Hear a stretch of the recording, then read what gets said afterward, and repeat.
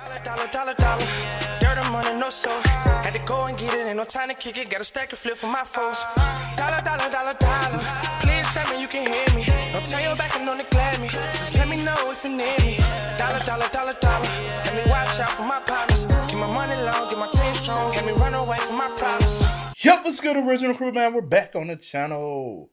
We got the highly requested video, yet another one.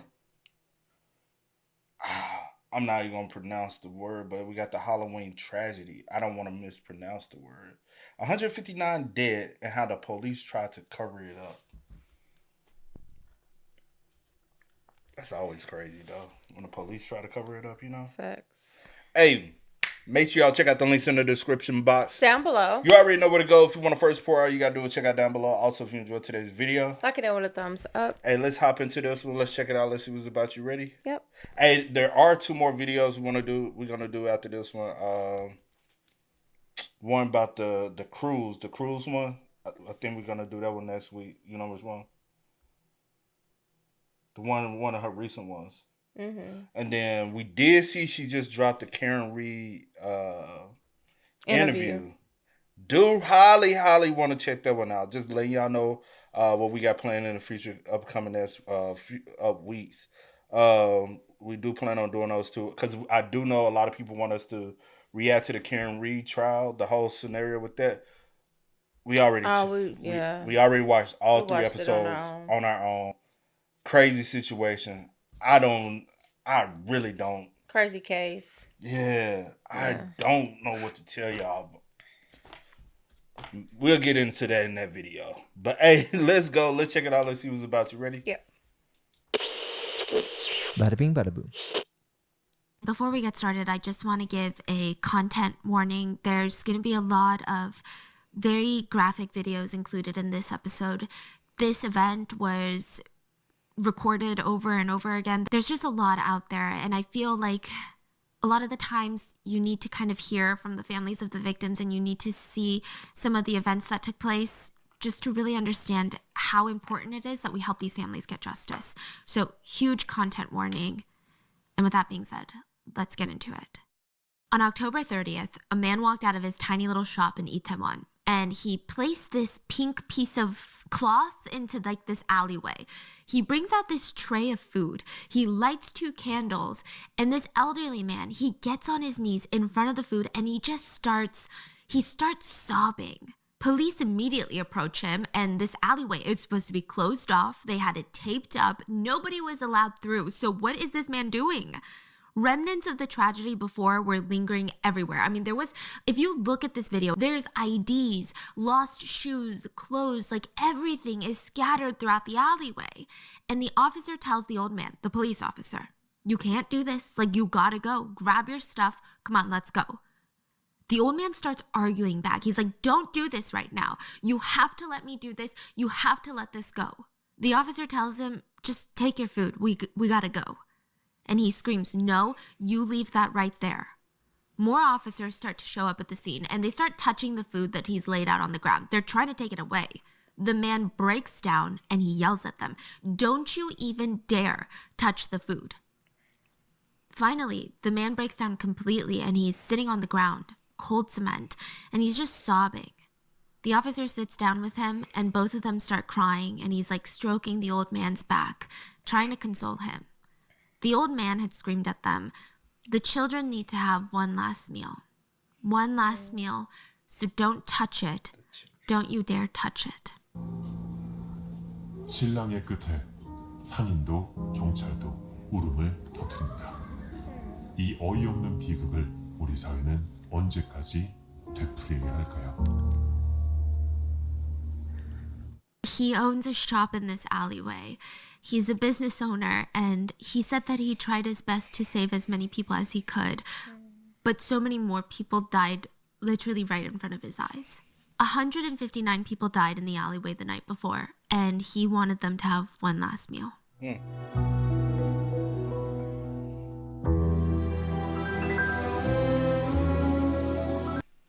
God, that's crazy, though.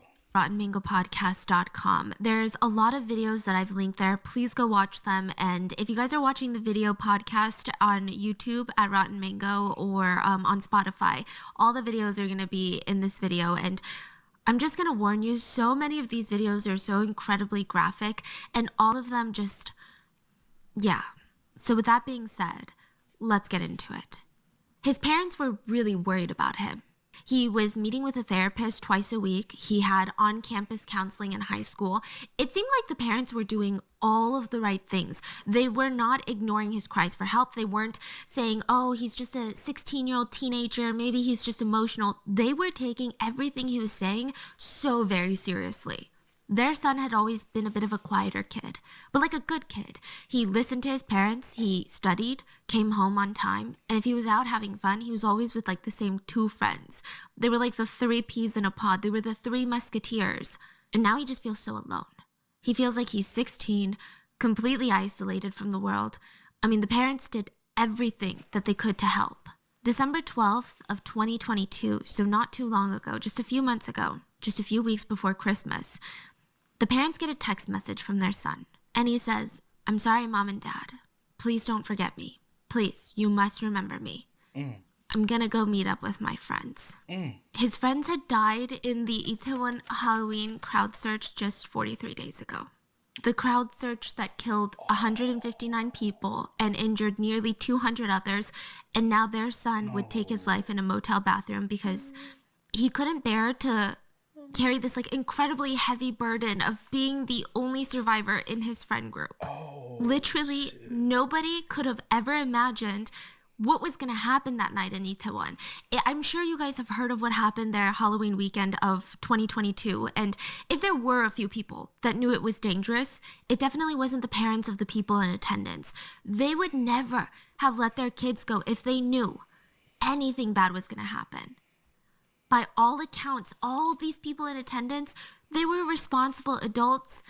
There were some that were in high school, some even as young as middle school, but their parents knew exactly where they were going. They just wanted to celebrate. So I kind of need to talk to you about how the night starts so you just see how normal it is. It wasn't like, oh, these people, they went to this dangerous area and risked their lives to celebrate. Like they went to this area that everyone was like, oh, we're warning you, don't go here. It's so bad. Absolutely not. Like, that's not what happened at all. I did see some online discourse of people being like, well, these people were being young and drunk and reckless, and this is what happens when they all gather in one spot. I completely disagree. For example, Mr. and Mrs. A, that's what we're going to call them. They're sitting in the car, October 29th of 2022, and they're on their way to this super fancy restaurant. They're smiling at each other in the car. I'm sure they felt really excited and kind of giddy. Like they had worked so hard in the past, 3 decades to raise their family, and now their kids finally all grown up. So the parents, they're living the life, and it was also the dad's birthday. And their 25-year-old daughter had just made them reservations at one of the fanciest restaurants in town. She texted her dad, go have fun with Mom. Also, thank you for raising me. I'll repay you in the future, haha. She wouldn't be joining them as she was gonna go with some friends to celebrate Halloween in Itaewon. So the whole car ride, they're just smiling at each other. I mean, they had raised their kids to be such incredible adults. In another part of Seoul, a dad watched his daughter get ready for Halloween festivities. She was dressed up as Princess Jasmine from Aladdin. This is her. And he remembered, he actually made fun of her. He was like, this full-grown kid, she was putting on a fashion show for me. And she twirled around and she was like, Appa, this is what I'm wearing. Don't I look pretty? I'm sure he was a bit worried that his daughter was going out, but that's very normal. I mean, no parent ever really stops worrying. Same as another father in Seoul. So his daughter told him that she was going to Itaewon for Halloween. He completely trusted her to be safe. She's just always, like all these other kids, I mean, she's just always been this really well-behaved kid. She knew the rules. She followed them. She's the type that would write him these lengthy letters for his birthday. The two had this really intense bond. So 3 years before Itaewon, he was diagnosed with leukemia. And his daughter was a match. So they transplanted bone marrow from her to save his life. And she would write to him while he's recovering in the hospital. And she wrote, I'm so happy to have been born your daughter. You're the only one that I can rely on, so please don't get sick again, okay? Take good care of yourself, Dad. I need you to stay with me for like another 70 years. You have to cook me seaweed soup, even when I'm like 96 years old. You know I don't like any other people's seaweed soup. I love you, Dad. You're the best.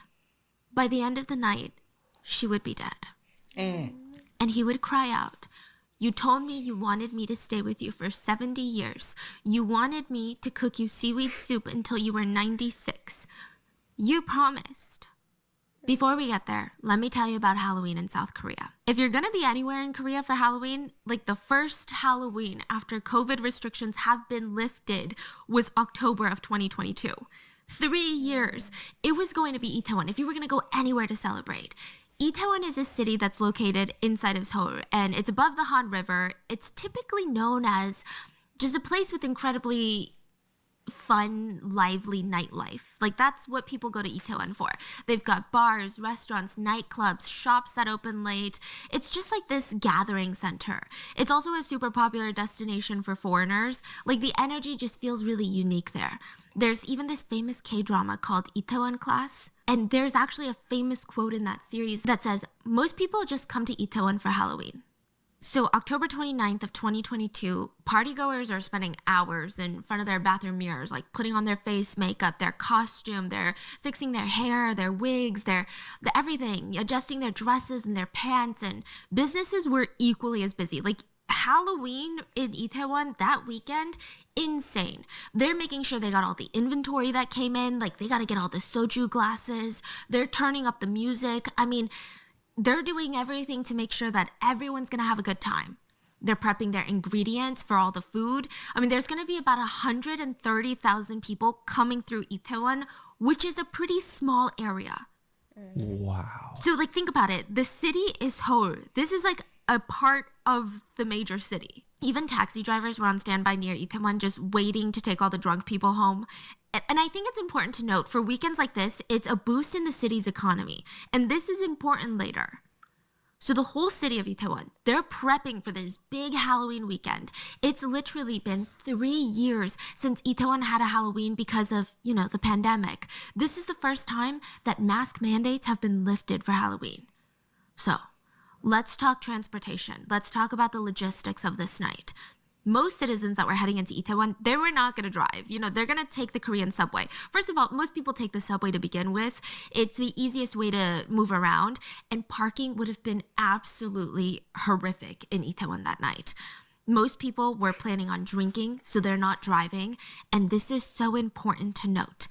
Itaewon subway station drops you off right smack dab, like in the middle of Itaewon, right next to this little alleyway. I'm going to put up a bunch of maps, but they'll also be in the show notes. Now, this little alleyway is important because it connects the main road that has the subway station and the World Street Food Road, which is like where all the bars and restaurants are. So a lot of people will travel through this alleyway to get from the train station to the busiest part of Itaewon. Some people will leave Itaewon by taking this little alleyway.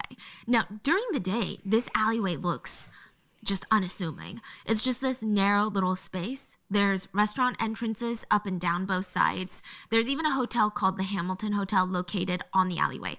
Okay, so the main entrance for the hotel isn't in the alleyway, but it's like the building is right there. To me, it just looks like your stereotypical alleyway in one of the big cities. Like, space is tight, the places are gonna be tight. I'm gonna give you a bunch of pictures on just how narrow it is. It's about 10 feet wide and about 130 feet long. And it's on a hill, so it slopes downward. Another thing to note is that the road is not paved over in like a smooth cement. Okay, I wouldn't say it's as intense as cobblestone, but it's like a brick floor where some bricks protrude out more than others, and you can definitely tell that some parts of this hill, this downward slope, they're uneven. So even without a crowd, it's the kind of alleyway where if you were walking down with your friend, you would try to keep an eye out because you could easily trip. It's that kind of rocky. Now, take this alleyway and imagine two horizontal roads, big roads. One road is the main party street for Itaewon called Itaewon World Food Street. And the other road has the Itaewon subway station on there. And the easiest way to get from these two parallel roads is this tiny little alleyway. So throughout the entire Halloween night, people are up and down this alleyway, getting to and from the subway station. And as the night is progressing, there were what now seems like the first warning signs. There were a few people that were pushed down or accidentally shoved in this alleyway. Now, I mean, I'm sure the party energy, the alcohol, I'm sure it had something to do with it, but most of it was due to the alleyway, like the crowds, the foot traffic, the uneven floorings, the slope. But everyone responded to these mini accidents in a very normal way. Everyone would freeze, make sure the person got back up, was good, and then everyone would keep walking again. That's kind of to be expected. What's not to be expected is nearly 200 people dying in this alleyway. Right. The first 911 call of the night was made at 6:30 p.m. The incident doesn't happen until about 10. Wow, so that's 3.5 hours earlier. 3.5 hours earlier, people started realizing something wasn't right, like things are gonna get weird. So in Korea, it's 112, the emergency line, but someone called to report to the police, hey, the alleyway near the Hamilton Hotel is getting dangerous. People are going up and down this tiny little alleyway. Some people are struggling to get down the alleyway because people keep pushing them up. Like, I barely made it out of the alleyway. It's getting that crowded. It's getting bad. I think you guys need to send some people down here and try to control the situation. The police on the other end asked, are people gonna fall down and cause a huge accident? Yeah, it's really dangerous. You need to do something. Okay, thanks for calling. We're going to send someone out to check it out. For hours, nobody checked it out. But that's weird because don't you need to have police present when there's big crowd anyways? Yeah, so that's the argument that people have and why I said it's so important. The fact that Halloween weekend is an economic weekend, it boosts the economy of the city. So anytime there's these events that are held, police are part of the planning. It's all part of city planning. Yeah. That's like what your taxes are paying for. There was like no police there. I mean, we're going to get into all the reasonings. A lot of police officers get arrested. 7 p.m., a large crowd gets stuck in the alleyway.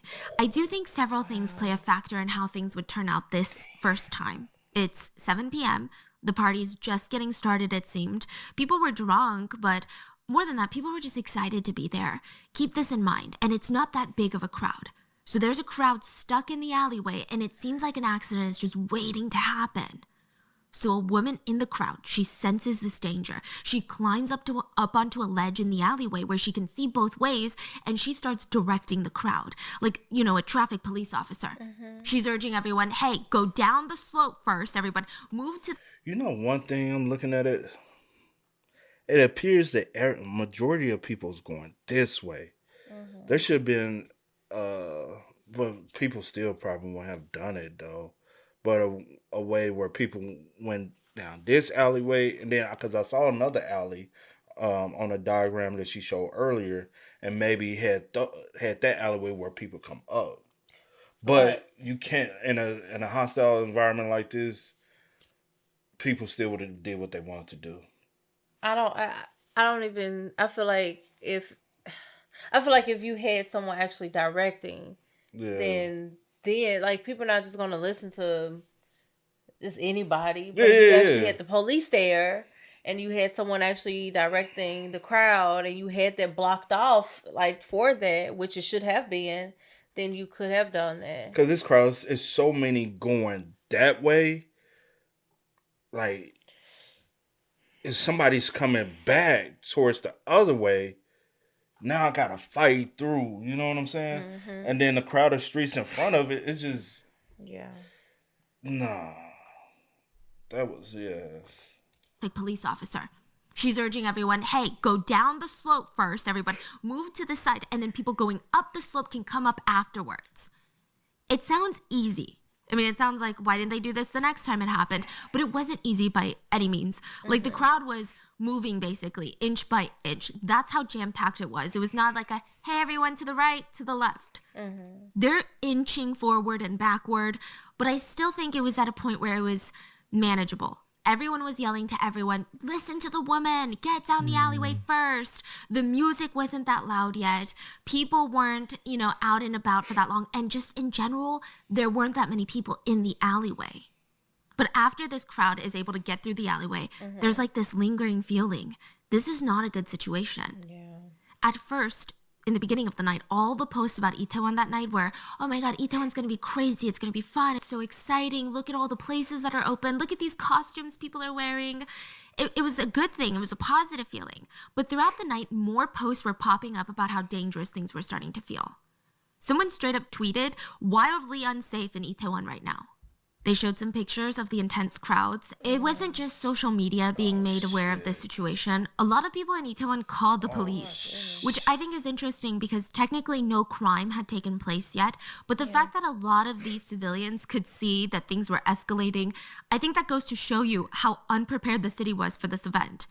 Like, it's just insane. One survivor said, "It was around 8 p.m. when I went into the alleyway, and it was like hell."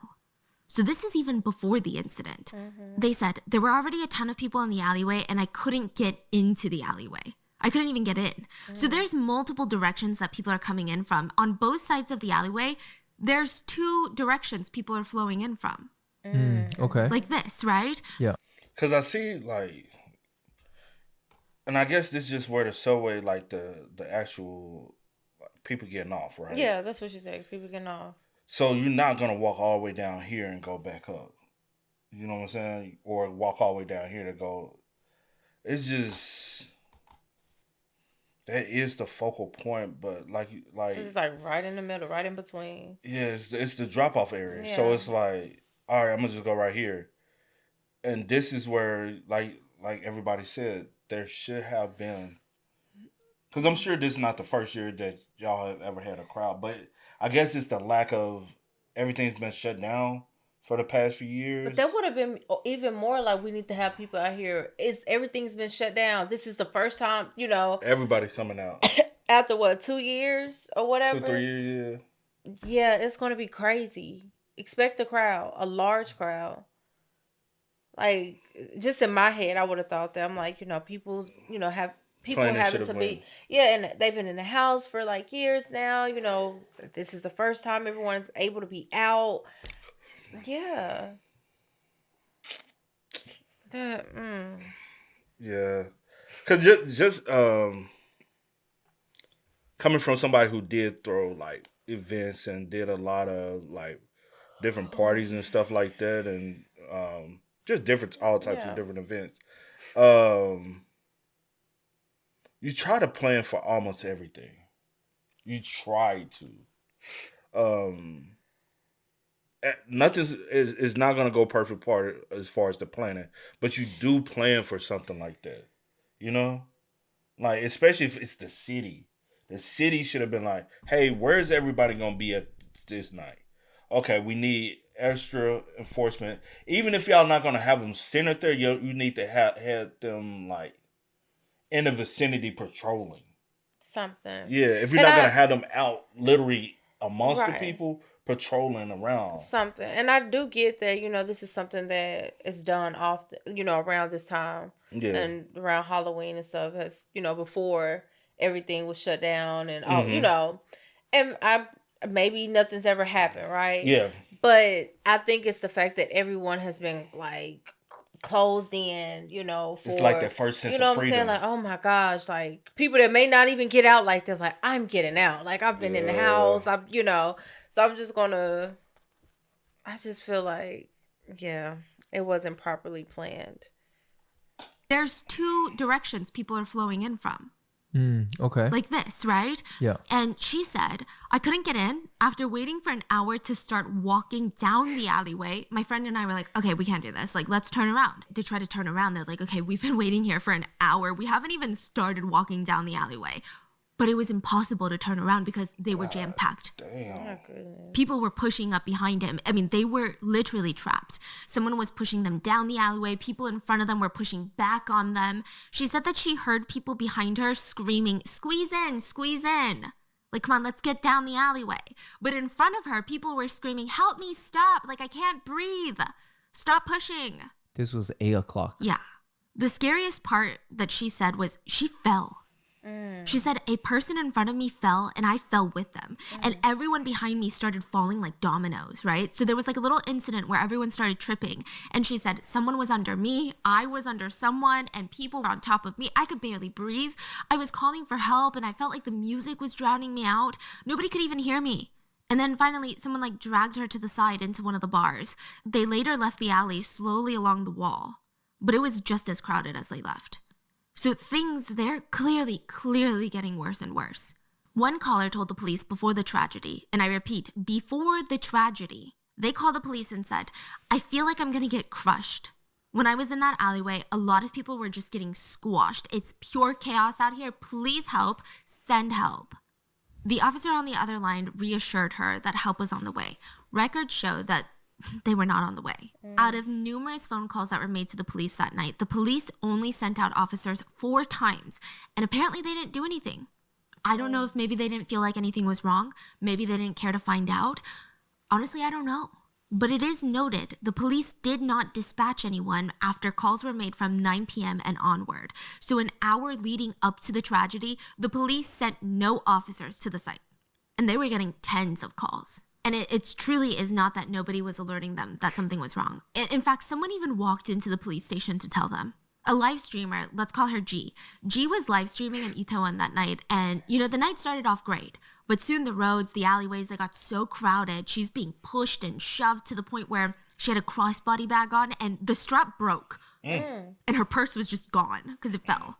And she can't even look around at the ground because it's just so filled with people. She tries to look for it briefly, but the crowd is so intense. She goes to the Itaewon police station to report her purse missing. But also, she's warning them. Like, this is how crazy the crowds are. Like, you don't think that's crazy that this happened with my purse? Like, nobody stole it. It broke because I was being pushed and shoved. She said, when I was there in the alleyway, I even saw people shouting that they had fallen and that they had gotten hurt. Like, you guys need to do something about it. The crowd is getting out of control. Somebody's going to get hurt. The police ignored her. They instead focused on the fact that they're like, oh, well, we're going to keep an eye out on your purse. Hopefully someone turns it in tomorrow to lost and found. What's going on? I don't care about. Oh, it gets really, the conspiracies come too. It's really crazy. So, the question, I guess, is did the police just really think that nothing bad was going to happen? But they were wrong. The tragedy happened 1 hour after she reported it to the police. A 24-year-old South Korean streamer, let's call him Mr. A. He was live streaming. And his time in Itaewon, like I said, with the other live streamer, at first you see him laughing, he's smiling on the stream, he is walking through the crowds, there's people in costumes, dancing, having fun. And then slowly the initial joy just starts dissipating. Those laughters suddenly morph into people's screams and cries. And at one point, even the streamer is crying for help because he had walked into the alleyway and got caught in the crowd surge. So he said the space got tighter and tighter and tighter, and the pressure became unbearable. He said there was this girl next to him, and she was much, much shorter than him. She was screaming for help. He tried to give her as much space as possible, but it was difficult. And in the end, he said that he saw her face turn purple, and then she stopped screaming, and then she died. The streamer said the only reason he was alive was a guy in a blue denim jacket helped him climb up into this small ledge on the wall of the alleyway. It was like a small staircase ledge, like a mini balcony. Yeah. And the streamer said that once he got up there, he started helping other people onto the ledge, saving them from the crowd. And there was this moment where people on the ledge looked at each other, and one of the guys told him, please don't pull more people up. It's already too crowded. And the streamer said, okay, just one more. He helped save about 5 to 10 people from the crowd. And remember the denim jacket guy that helped him get onto the ledge in the first place? Yeah. He stayed in the crowd and let the weaker people climb up on him to get to the ledge. He survived. He did make it up to the ledge at the end, and he stayed behind to help administer CPR later. It's speculated that the man in the denim jacket saved more than 10 people that night. But the crowd started getting tighter and tighter till literally hundreds of people were trapped in the alleyway. The space of the alleyway is said to have been the size of maybe like half a classroom. Think of that many people in this small amount of space. They're not able to communicate because the music is so loud. The floors are uneven. It's so easy to trip. It's just insane. Obviously, I don't know what that would have felt like. I've never been in that situation, but there were a lot of people who survived the surge, and they described it as, I saw a man with this flashing baton trying to signal people to move back. But you can't move back. It doesn't even matter if someone's giving you directions. It's so crowded. You can't move even if everyone wants to move. You can't move. So like I said, this crowd surge was different from the first one. You know, the first one that I told you about that didn't turn into an accident because of the woman on the ledge. There were way too many people this time. So even if there were people taking initiative trying to navigate the crowds, there was no space. The amount of coordination something like that would have taken, nearly impossible in these conditions. And even then, who knows if it would have worked? People in the crowd said that they saw several people trying to look up at the sky, looking for some sort of like direction, some air. They looked like they were getting lightheaded, like they were gonna faint. They couldn't even reach their arms up to protect their lungs. So that's like the first thing they tell you to do in a crowd surge is to try to give your lungs space. So you put up your arms in almost a defensive boxing position. They couldn't even lift their arms. Most of the ones in the center of the crowd, they couldn't even reach their hands to look at their phones that they were holding in their hands. Many of them had missed calls from their parents. One mother texted her daughter, "Where are you? Where are you? I'm losing my mind. I'm going crazy because I'm so worried. Please respond just so I know where you are. Please just tell me you're safe." The mother had her daughter's name saved on her phone as "my oldest princess." She would never respond. There is a video of the situation. Well, there's multiple videos of the situation where you can see just how dire the situation is.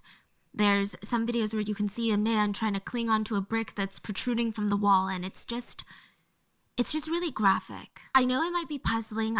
Some of the videos, they show a different perspective where there looks to be some sort of space between the crowd and like an opening. And I saw a lot of comments that were like, why don't they just all move forward? There's space. I don't get it. At this point, what the video isn't showing is that there's people stacked on top of each other on the ground in front of that space. There's no way for anyone standing to move forward. People had fallen. They were stacked so high, the people behind them were blocked. It's said that the worst part of the crowd surge, people were stacked on top of each other 13 feet tall. Situations like this, it's like a domino effect. One person falls down, and because of the force of others pressing into you, it's very likely that another person's gonna fall. You say 13 feet? That's way taller than the ceiling. Yeah, because it's going downhill and stuff. Again, this has nothing to do with anyone being drunk. I don't really like it when people make it out to be, oh, a bunch of drunk people. Of course they're going to trip and fall. They're going to wreak havoc. This is more about just plain physics. It wouldn't matter if we're talking about church ajumas on a Sunday after drinking tea. Like, this is about physics. It has nothing to do with alcohol. Because of the slope and inertia, like I said, one person falls, it's going to be a domino effect. People are just going to start collapsing. And even if you don't fall, that doesn't mean that you're going to be fine. The pressure of all these people pushing into you, it would cause your lungs to not be able to inflate with oxygen. If 10 people are pushing onto you with their body weight and more, or let's say they're on top of you, which by the way, there looks to be way more than 10 people pushing onto everyone. Let's say they're on top of you, that could be similar to 1,000 pounds of weight pressing straight onto your chest. It's going to be very, very difficult for you to breathe. It's incredibly dangerous, incredibly real, incredibly terrifying. A person may lose consciousness 30 seconds after being severely crushed, and they would suffocate after about 6 minutes. Side note, I know a lot of people in the beginning when news first broke of what happened, I saw a lot of people wondering if it was a stampede, which is you're getting run over by a group of people. Like they're running on top of you. But it wasn't. It wasn't someone being trampled to death. This was more like quicksand. Like being trapped in quicksand. People were pushing up against one another, falling, stacking on top of each other. It's like you're suffocating because you're unable to expand your chest to bring in air. Many of the victims would pass out while they were still standing up. So it wasn't a stampede. It's categorized as a crowd surge. Most people who were in the crowd, they remembered vividly about how it felt. They were being lifted off the ground. Their feet weren't even touching the ground anymore. And that's why there's so many shoes that were left behind, because that's how strong.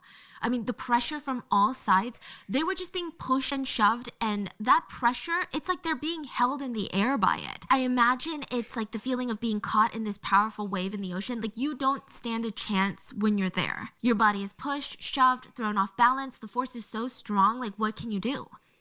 And in this situation, survival might solely depend on where you're positioned when it happens. There's a 21-year-old Malaysian named Ragu, and he was lost in the crowd surge. He called his best friend Kim while he was stuck in the crowd surge, and Kim said Raghu was this hard worker. He worked in construction so that he could earn money to send back to his parents back home in Malaysia. He was just this patient and kind soul that just wanted to support his family. He called him in the crowd and he told his friend Kim, "I'm having a hard time breathing." He also told him, "There's a woman next to me who's fainting and I'm trying to get her medical attention. She needs help very quickly." He told Kim that he's trying to find ways to escape the crowd search because this woman, this stranger, really needed help. Kim is anxiously staying on the phone with him, and I'm sure that he felt just helpless because he can't do anything for his friend. And then suddenly Raghu told him that the woman he was trying to save, the stranger next to him, her hand had gotten cold. And not too long after, the phone was disconnected. That was the last time Kim would hear from his friend. He died that night. At around 10:30 p.m., the fire department starts receiving calls that 10 people have been pushed down to the ground and crushed. So again, I don't think it was just 10 people, but I think in the vicinity, people who were able to access their phones saw about 10 people. They reported that people were having difficulties breathing. A few minutes later, the first 4 ambulances were dispatched. Then 6 more came just a few moments later. Police officers started arriving at the scene, and they're unable to control the crowds. Now, it's important to note that there are a few select police officers to judge for not taking action quicker, but a lot of the ones that were dispatched in this moment, they were just genuinely trying their best to help. They were not the ones making executive decisions of who goes where. They were going where their superiors told them to go. They were not the ones picking up the phone about this Itaewon crowd surge. They were just told to go there. So they show up not knowing what's going on. There's a video. Police officer Kim, he wasn't even dispatched to the scene. He was on duty nearby and he happened across the situation. So he stops and he tries to take action. He said that when he got to the alleyway, he made his way through the crowd. He saw that civilians, regular civilians, were already taking initiative, pulling people out and doing CPR on them. So he's like, okay, this is what we need to do. We need to try to figure out the best course of action in this chaos. He and his colleague decide that the best thing that they can do is redirect the crowds to stay away from the alleyway, away from the Hamilton Hotel, because you add more people in the mix, it's just not good. They also needed space for rescue work. So he starts trying to direct the crowds, and it was hard. So these crowds, most of these people have no idea what's going on in the alleyway. These are people that are about to funnel into the alleyway. And they're moving past him, and he's in police uniform, but so are a lot of people. It's Halloween. Oh my gosh. And he's trying to get everyone to walk away from the alleyway because it's utter chaos over there. People are dying. People are suffocating, falling down, collapsing. And if you watch the video of him, there's like this almost primal desperation in his eyes. He's trying to talk to the people that are moving away from him. And these people, they're inches away from his face. And it seems like nobody's listening. Either they can't hear them through the music. It's nightmare fuel. When you're screaming, no one can hear you. You're the only one that knows that doom is happening. There's panic. He's trying to scream over the music. Please go home. Do us a favor. Everyone, please go home. Don't go further. Please go back. Please don't go forward. You can literally feel the fear through the video.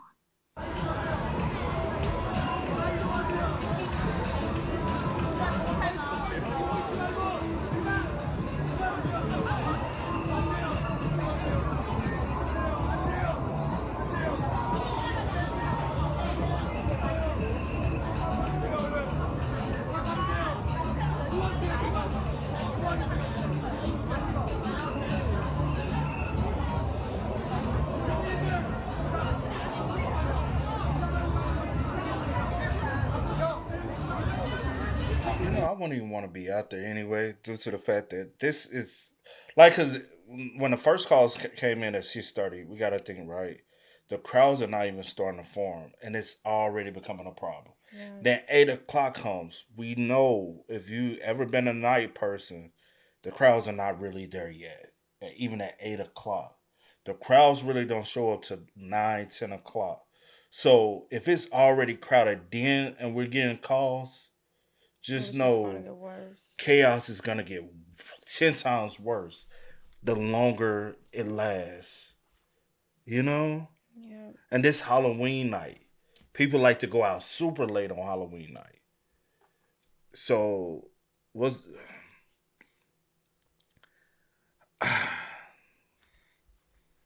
Yeah, it's sad. I just when I see crowds like this, I'm like, and I know for you most definitely would have been like, yeah, you know what? Not my space. I wouldn't even have room to even like navigate because it looks like no matter what you do in this crowd right here, you're gonna be bumping shoulders. Yeah. There's no way you can enjoy that.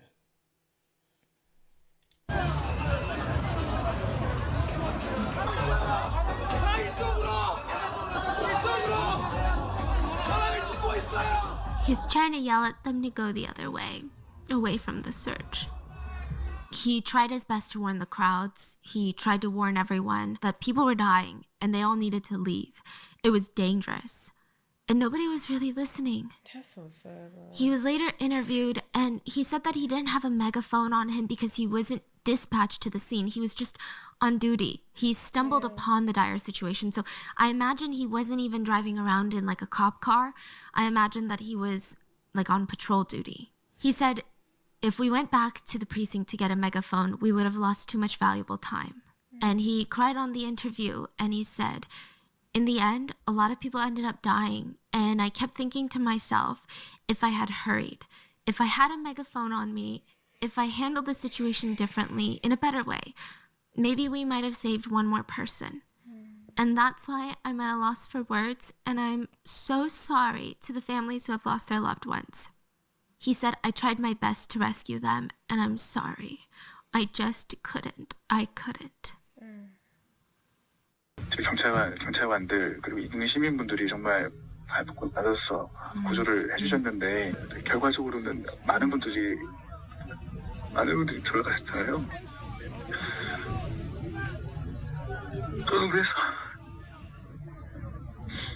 말씀드린 대로 제가 좀 급하게라도 좀 확성기를 챙겨서 가져갔으면은 또는 다른 더 좋은 방법으로 구조활동을 펼쳤다면은 한 분이라도 더 살렸을 것 같은데 그것 때문에 참 유족분들께 너무 면목이 없고 죄송한 마음밖에 없습니다. The situation literally couldn't have been worse. I know there's a lot of discourse about what's wrong with these partygoers. People are dying. Why aren't they listening to the police? What's wrong with them? But that's not everyone. I mean, I would like to believe it was a small group of people. It's not like everyone just stood around watching. People, they tried really hard. There was a photographer visiting from China, and he went to Itaewon thinking he would take a lot of cool pictures since he heard the costumes were going to be going all out this year. He finds himself crushed in the alleyway instead. He's hanging onto this pole to prevent himself from losing balance and falling over, and he was standing behind these two women. Every time like a wave of pushing would come, he would grab onto these women. He said he tried to stabilize them because he knew if they fell over, they would be dead. There would be no getting back up in this situation. He wanted to make sure that they were okay, even when he himself was not doing okay. And there were others like him. He said he looked into the crowd and saw this family. So a mom, dad, and a kid that seemed to be maybe 3-4 years old. The dad was holding onto the baby above the crowd so the child wouldn't get crushed. And side note, it seemed like the family was passing through to get home or to the station. It's not like they were out partying for Halloween with their kid. That's sad, bro. They get stuck in the crowd and they're screaming for help. He said that he saw the crowd working together to pass the child from the parents to a nearby business in the alleyway. So when the photographer made it back out alive, he went back to his hotel. He's so shaken up. I mean, he only had like 3 pictures in his camera roll that night, and all of them were before the tragedy, and everyone just seems to be so happy, just connecting with each other. And he said that his hands are shaking when his wife called him. They just had a baby, so she just gave birth recently, and she's calling from China, and this is so heartbreaking. But she called and asked about his night, and he said he came home because he just wasn't feeling it. He didn't want to tell her that he had witnessed one of the most horrific incidents of his entire life. He didn't tell her that he stood there watching people die next to him. He said that he didn't want to worry his wife until he got home. Like, even during the most traumatic moments of these people's lives, even during a situation where it was life or death, a lot of these people were still putting others first. A little girl had gotten lost in the crowd. She was separated from the adults that she had come with. She had momentarily fallen down, and she felt a man helping her regain balance. And if he hadn't, she likely would have been crushed to death. She didn't know his name. She didn't have the chance to thank him. Witnesses said that the man who helped her ended up getting stuck after he pulled her out, and he ended up passing away. His name was Lee Ji-han, and his name might sound familiar, but he was a 24-year-old actor in South Korea. He was on a few different shows, and he was always known to be very, in Korean it's called 매력적이, which means very charismatic.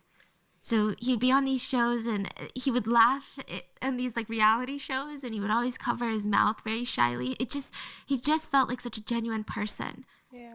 And the most heartbreaking part about this is that he had just signed to star in a new NBC fantasy drama that would have been his breakout role.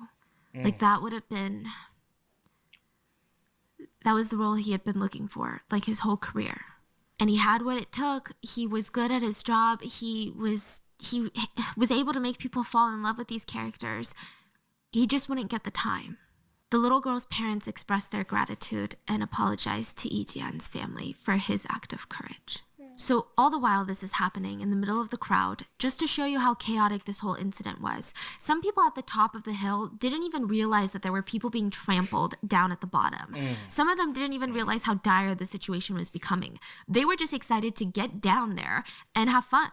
And we're going to talk more about this later, but there are online speculations that a group of people had caused the crowd surge and had started pushing people down. More on that later, but for now, at 11 p.m., 30 more ambulances were deployed to the scene, as well as more personnel, more authorities, national disaster medical assistance teams, firefighters, policemen. They're all finally being dispatched to Itaewon. Finally, at 11:19, Halloween in Itaewon was called off. 10 minutes to midnight, the fire department issued a Stage 3 order, which is usually reserved for large-scale disasters. It was too late. I mean, first of all, they arrived a bit too late. I mean, even when the personnel got there, it's not like they could do much. They're just trying to resuscitate people. It was pure chaos. Add to that, there were a ton of partygoers who were wearing paramedic uniforms. They look like doctors, nurses, police, firefighters. The music is still blasting. I mean, it's hard to even decipher what the hell is going on, who to listen to, like what's going on. It was chaos. Yeah. And of course, the question is, if authorities had gotten there sooner, if the victims had been treated immediately, could they have been saved? I'm not a medical professional, but a lot of medical professionals online speculated that, yeah, a lot of them could have been saved. Usually after 4 to 5 minutes of enduring this level of pressure and lack of oxygen, you start heading into severe brain damage territory. So time is of the essence. I would say that there's a few different types of people that weren't a part of the crowd surge. There's the ones that were inside. So these are partygoers that were inside bars, restaurants that weren't connected to the alleyway. They probably came outside and saw all hell break loose and they had no idea what's going on. Then you have groups of people in other parts of Itaewon that hadn't seen what happened in the alleyway yet. So they don't know what's going on. They're partying on the other side of Itaewon. They're living up their Halloween weekend. Then you have those who saw what's going on and they fled. They left. They were terrified. Then there were those who stayed and tried to help authorities with CPR. And then there were a group of people, and I would like to say this is the smallest group of people, that saw what happened, heard people were dying, and they continued to party. There's a viral clip of a bunch of people partying on the side of the street while ambulances and medical staff are performing CPR on the other side. Like in plain sight? Yeah. Wow. And this is the first clip I saw of Itaewon on the night that it happened.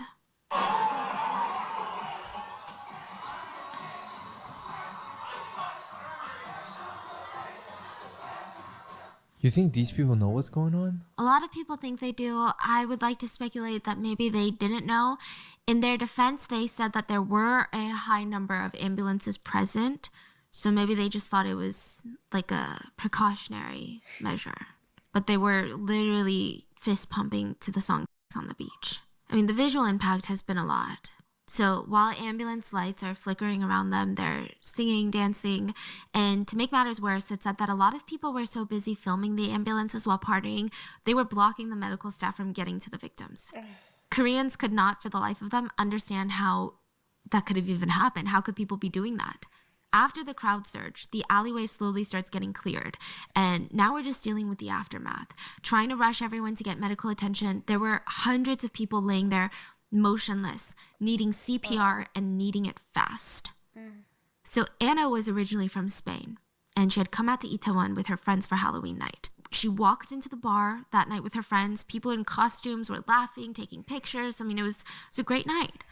And then when she walked out, it was just like an apocalypse. She didn't even have time to take it all in. People start running up to her and her friends, and they're like, do you know how to perform CPR? Anna didn't know, her friends did, so they're like, hurry, follow me. Anna's friends run off without her. She's completely alone, just standing in front of this restaurant, like confused. 3 minutes later, her friends come back, and they're crying, and they're screaming. We tried to save them. We just tried to save like 5 or 6 people, but they died. Anna runs with them to go help more people, and she said, I didn't know what I was doing. I just followed the others. They told me to hold these people's heads, open their mouths, and I tried, but they all died. The people we tried to help, they had already stopped breathing. There was nothing we could do. It was so traumatic. It was total pandemonium. I mean, sirens and screams and cries. Music is still blasting. Paramedics are doing CPR in the middle of the road. Partygoers are stopping and watching. Some of them are performing CPR. The only lighting is coming from the brightly colored neon lights of the bars and the ambulances. Random civilians started taking charge and administering CPR, most likely to girlfriends, boyfriends, best friends, their sisters. Like, you see these people trying to get them to come back, and it's just so desperate. A Pakistani nurse was visiting his brother that lives in Korea. They went to Itaewon just to see what Halloween was like in Korea. He ended up surviving, and he helped with the CPR efforts that night. He performed CPR on roughly 15 to 30 people that night. Now, if you guys have performed CPR, that's a lot. Physically incredibly taxing. It's not just like you're using your whole body. These people were drenched in sweat. He said that he worked all night long, and he saw everyone working so hard. People didn't even know who anyone was. They're just doing everything they can to try and save some people. I just want you to listen. He is speaking Korean, and he's saying, I'm a nurse. I know how to do this. And if you don't know Korean, you might not understand, but you hear people screaming in the background, and they're screaming, help me, help me.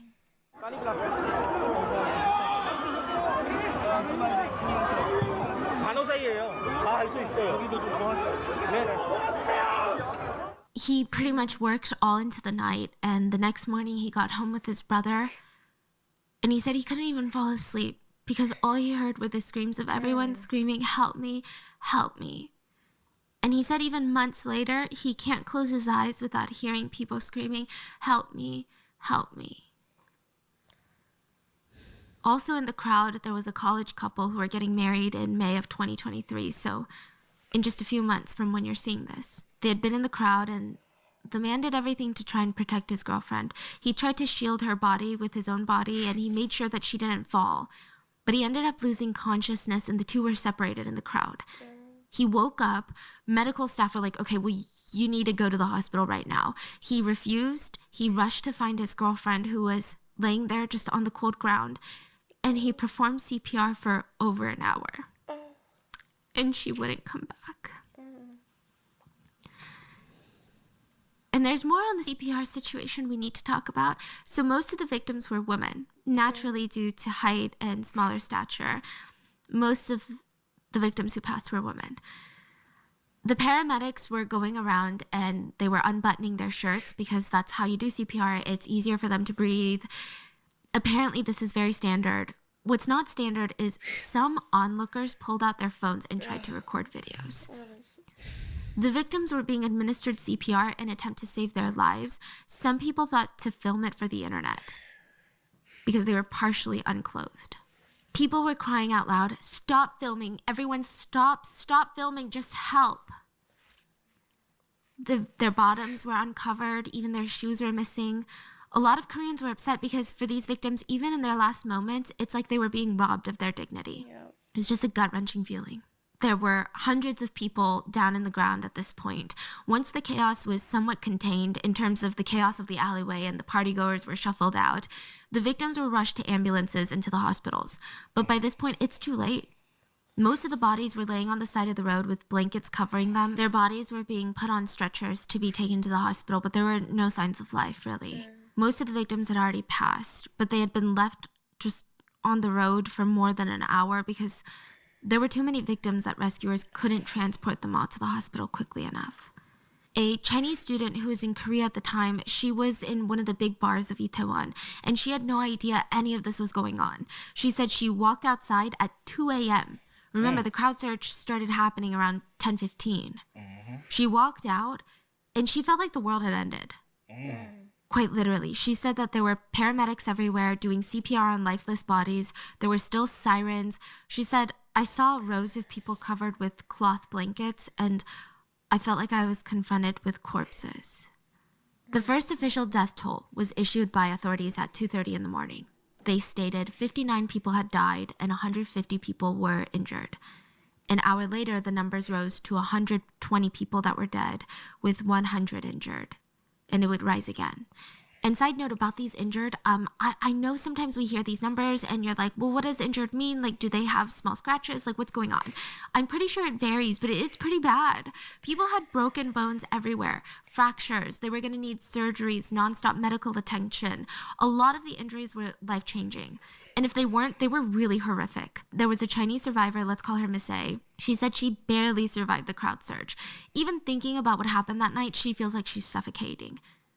She said she thinks it helped that she was relatively tall compared to the other people in the crowd, but it just felt like hundreds and hundreds of pounds were pressing on her chest. She could barely stretch her neck up to breathe. She said her neck was cramped to one side and she couldn't move it back forward. She couldn't move it to the other side. Her neck was like perpetually stuck looking to her left. And she was forced to watch the girl on her left die. She suffocated. And she couldn't even turn away because she didn't have room to move her neck. Soon after that, she felt something strange on her back, and she later realized that the person behind her was throwing blood up on her. A lot of people actually vomited. A lot of the dead bodies were seen with vomit around their faces because when you suffocate to death, oftentimes you do vomit. She said that it was so tight she couldn't even move her fingers, and it felt like 300 people were just pushing her, and her legs went numb for about an hour. She couldn't feel her legs. Eventually, she was carried out by a firefighter to the roadside. She was rushed to the hospital. She said she still needs to get x-rays for her chest because it's been really hard for her to breathe. Like it hurts when she takes a breath. Another survivor, Juliana, she's a 23-year-old student from Mexico who is studying in Seoul. She said she went with a friend to Itaewon, and as they were heading into the subway station to go home at 10 p.m., the minute that they stepped into the alleyway, Juliana and her friend were separated. It was pure chaos. She said it was like this uncontrollable force that was pushing her down. Her feet lifted from the ground, and she couldn't go back, she couldn't go forward. Whatever the crowd was moving in, whatever direction, that's where she was going. An unconscious person fell on top of Juliana, and she said it was pure panic. She started hyperventilating. She had to calm herself down. She started blacking out. The noise of the crowd started feeling quieter and quieter, and she couldn't feel her legs. She couldn't even move a single toe. She said she started thinking, okay, yeah, I'm going to be next. It felt like she was just waiting for death. And somehow, by some miracle, a young man standing on a high platform on the edge of the alleyway was able to wiggle her out and save her. She had been trapped like that for nearly 50 minutes. She said she looked around and there were dead bodies everywhere, and she was severely shaken up, but she went home that night and she thought it was just nerves, but the next day she had a crazy fever. She was hospitalized and diagnosed with necrosis of her leg. Basically, when blood flow is cut off from a part of your body, the tissues start to die. In severe cases, this can be fatal. It's when your limbs literally start dying and it can start spreading. Thankfully, she's recovering, but the pain is really bad.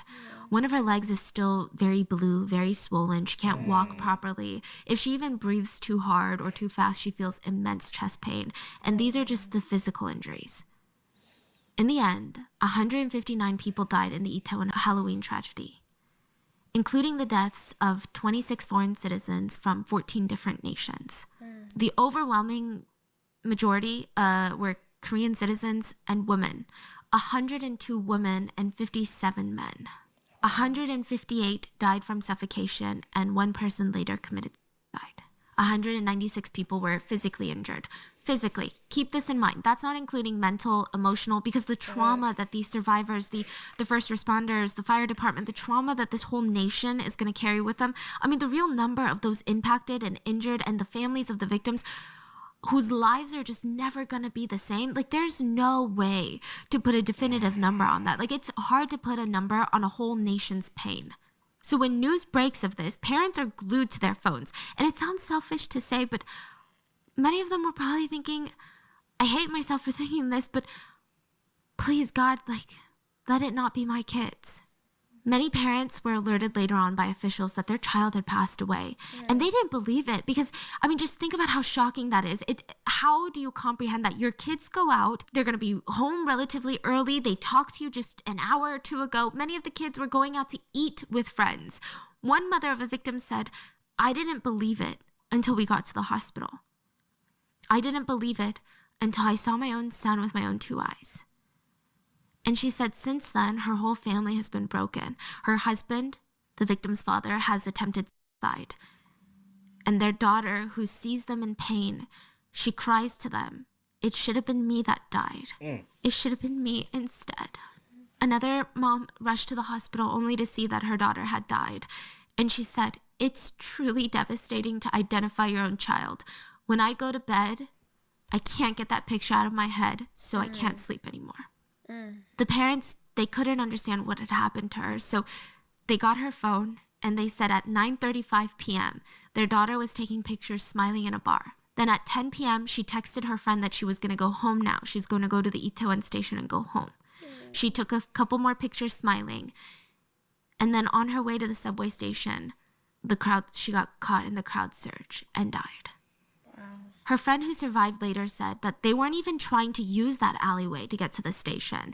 It was so crowded up until that alleyway, it's like they got sucked into it like a vacuum. Her friend ended up surviving, and she said it was so bad. She lost her shoes. Her feet weren't even touching the ground. She was just being moved by the crowd. They got separated. And her parents they look at these last pictures taken of her on her phone, and her dad said, she's smiling. Look at her smile. Look at her face. And her mom would cry, she's my best friend. She's my best friend. Oh Will-suk and Kim Eun-mi look through photos on her phone, trying to piece together how Jimin became one of the 158 victims of Seoul's Halloween crowd crush. I can't look at the photos, they make me cry. That image of her keeps coming to me, so I can't sleep at night. It snowed yesterday and got cold. Jimin is buried outside. It makes me more sad. A lot of parents gathered at a press conference, and you can hear them scream at one point, take us and bring our kids back. Many of the parents are heard apologizing to their kids about what happened. And I can't even imagine the pain of the guilt that these parents are going to carry just for the rest of their lives. I mean, I'm not saying that's a logical feeling. I'm not saying that they should feel guilty, but that's how parents feel. One father found out at the hospital that both his daughter's arms had been broken before she passed away. And now all he can do is visit her at her resting place, and he tells her, 아빠 왔어, which means Dad is here.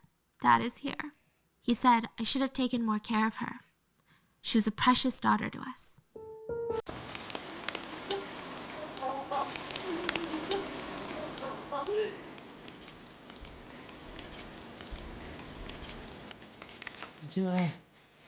어서.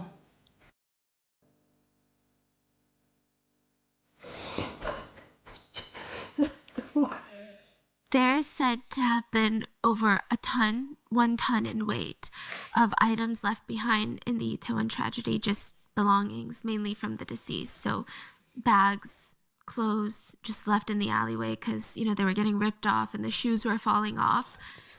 There were 123 handbags, 258 pieces of clothing, and 256 pairs of shoes. They were all laid out in a gym in Seoul, and parents and families were called to search for their belongings of their loved ones. And there's this heartbreaking moment where a mother walks in and she recognizes her daughter's handbag. And just to see her reaction to seeing her daughter's bag is so heartbreaking. I don't even have the words.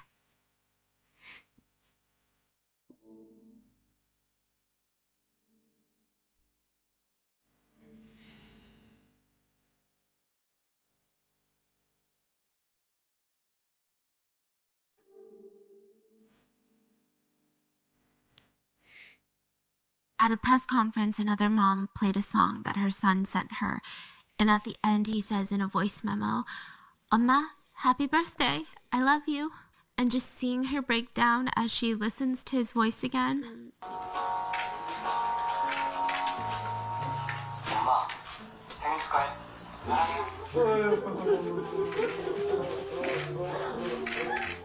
By November 1st, the funeral homes in Seoul were overflowing. They were filled with bodies of young people who were just starting their lives. Like, so many of them had just graduated high school. Some of them were just in college, or they had just graduated. I mean, this is like the beginning of their lives, and now they're gone. Yeah. In one funeral home, 28-year-old James Sim's body was put to rest. And in the room next door, his best friend Yoon was put to rest. And in the funeral home across town, his girlfriend was put to rest. All three of them had died that night. And the one thing that James's parents kept saying was, our son loved to work out. Like, he spent most of his free time in the gym. So how could that not have even saved him? And I think that just shows you genuinely the true dangers of a crowd surge. It doesn't matter your fitness level, your physique. It's just that dangerous.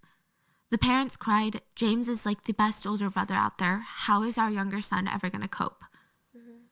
A bunch of James's friends who didn't attend Itaewon that night, they came to the funeral home, and they all sat in silence grieving for James. And when they were done, they couldn't go home. They couldn't lay down and cry themselves to sleep. They had to go to the next room over and grieve for their other friend, Yoon. There were altars set up all around South Korea for mourners to pay their respect. A lot of flowers were brought. Some with soju bottles were left for the victims. Many people bowed to the victims as a sign of ultimate respect.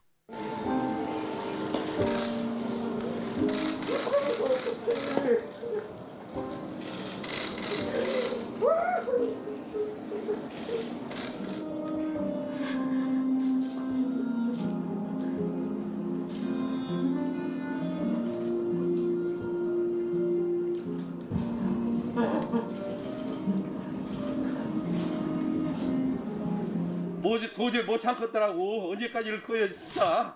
에? 이래가지고 경제 발전하면 뭐 할 거예요? 에? 3만 머리, 5만 머리 뭐 하냐고. 젊은이들 다 죽여놓고. 에? 언제까지 이럴 거야? 불쌍한 애들. 에? 나가지고 키워서 고등학교, 대학 보내가지고. The man who is breaking down, talking about what good is a strong economy, I think there is a lot of trauma left over from the ferry incident in 2014, where over 300 people died, a majority of them young students. We're going to get into that in a second, but I think the whole nation kind of united in these moments. Like, the whole nation was so devastated by this. I mean, even here in the US, I didn't know a single Korean that did not feel immense sadness for what was going on. Many Koreans came out to hold up candles and these memorials all over South Korea. It's estimated that over 100,000 people came out to grieve. But slowly that sadness and that grief would turn to anger, because it's like, okay, now we want some answers. So the first person that, not the families of the victims, the internet went for were the so-called pushers. So there were words of survivors that sent chills down people's backs.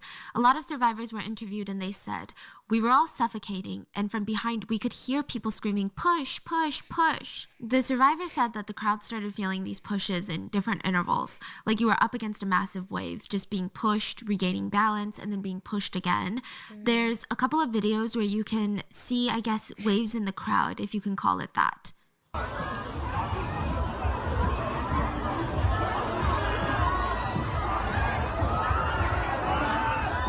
And that is true. If you notice, it's like nobody's trying to move, but somebody might stumble, and then it's like everything else just go this way, and then you're trying to correct yourself, and everybody's trying to.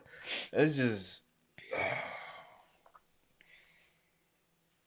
honestly, I'm surprised. Honestly, more than die, because it's like it's not even just in the alleyway; it's even in the main street. That the crowd is like overflowing to the point of like the lack of mobility movement. You just like your step is literally dependent on the person around you. Yeah. If I want to go this way, I got to make sure they trying to go that way. If I'm trying to go forward, then it's just Facts. Oh man. You know, it's kind of similar to the Travis Scott concert and how they were all crushed in that situation. But this is way worse. It just seems like people are standing static and then they're being pushed in these wave-like motions. But the unsettling part was the survivor is saying that a group of people were pushing the crowds on purpose. More and more survivors came out to confirm these stories, and they said, yes, there were a group of guys screaming push, and they were pushing hard. One survivor said that they heard a guy say, let's just all push, kids, push, push, push. The survivor said they could see the crowd surge, and they were all thrusting forward, and a bunch of people started collapsing in front of them. A lot of survivors all seconded this story, and some even mentioned seeing a guy with a rabbit headband being the leader of the pushers. They said that they heard him scream, "Go crazy, kids, push." One survivor said about the rabbit headband man, "I really felt like I was in hell. People in front of me were crying for help. They said that they were dying and couldn't breathe. People behind me were screaming and pushing, and I was like, wow, this is what hell feels like. My feet were lifted up from the ground. I couldn't breathe. Suddenly someone grabbed me with their hand and I was crying. They had saved me. Like, they shouted at me to make myself pull myself together. There were still people around us screaming, partying, singing. It was so evil. It truly felt like hell. I saw people being crushed together and dying. If I ever see that person with the rabbit headband again, I would gladly stab them." Another witness said, "I can't believe what had happened. I saw people laughing. I'm not sure if they found it funny or if they were too scared to know what to do."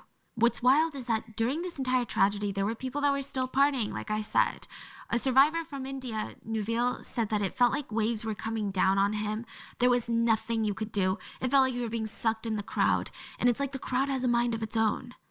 The only reason he said he survived was a woman, ironically wearing angel wings, waved to him, and he was able to find his way up to a high step in the alleyway. And from there, he could see people dying. He said there were so many of them. There was nothing he could do. He felt so helpless. He tried to scan the crowd for his friends. He reached for his phone. Nobody picked up. The most heartbreaking part was that he saw this man on the side of the road afterwards, just tunnel vision, performing CPR on his friend, just going at it, not taking a moment to breathe for like 30 minutes. He had sweat dripping down. I mean, he himself was so out of breath, like 30 minutes. People tried to drag him away because everyone knew that his friend was gone. But he still went on for 30 minutes. And Nuville said it was evil because he turned to the right and he saw a few people fixing their faces while this was all happening, as if nothing had happened. Another witness survivor said they lost faith in all humanity that day. Now, back to the pushers. People in the back felt like they could push their way through the alleyway, and allegedly some of them screamed, "We need to push to get through." Some even said that the two Korean words, push and go back. So you had half the group wanting to go back, and then you had half the group wanting to push. It was just at odds. And above the loud music, the chaos of the screams, it was hard to hear what people were saying. So 밀어 means push, 밀어. And then 뒤로 means back. So 밀어, 뒤로, 밀어, 뒤로. It's confusing. Yeah, so with the music, maybe it was confusing. So netizens took their jobs as internet sleuths seriously. They were able to find out who the rabbit headband guy was. They tracked him down online. They start leaving him comments, messages, telling him, you better turn yourself into the police because you are the killer. You're the cause of this tragedy. It looked like they weren't going to stop until he was taken down.